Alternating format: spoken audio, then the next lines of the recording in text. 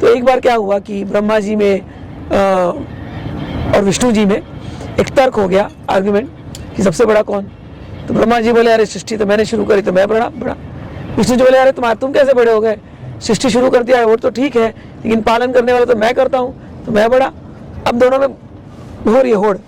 फिर वहाँ पर वेद आए तो बोले कि वेद प्रमाण सबसे बड़ा प्रमाण है, शास्त्र प्रमाण सबसे बड़ा प्रमाण है। तो ब्रह्मा जी ने बोला बताओ कौन सबसे बड़ा।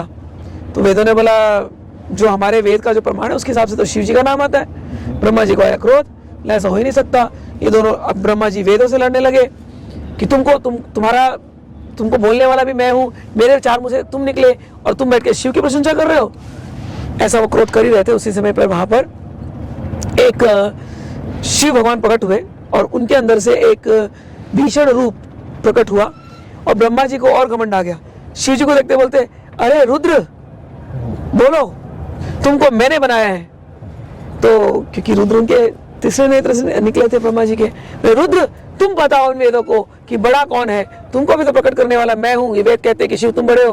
भगवान को आया क्रोध और उस समय पे ब्रह्मा जी के 5 मुख होते थे। शिव जी के अंदर से उस क्रोध में से जो रुद्र भगवान निकले, ठीक है ना, रुद्र एक रौद्र रूप निकला। वो रूप जो है उसने अपने नाखून से ब्रह्मा जी का 5वां सर काट दिया। काट तो दिया और उस समय शिव जी ने जो है वो 5 जब रूप काटा तो वो जो कपाल है, जो ब्रह्मा जी का कपाल, वो जाकर के इस रुद्र के हाथों में चिपक गया। अब शिव जी वहाँ पर खड़े थे और शिव जी ने घमंड तो तोड़ दिया ब्रह्मा जी का कि सबसे बड़ा कौन।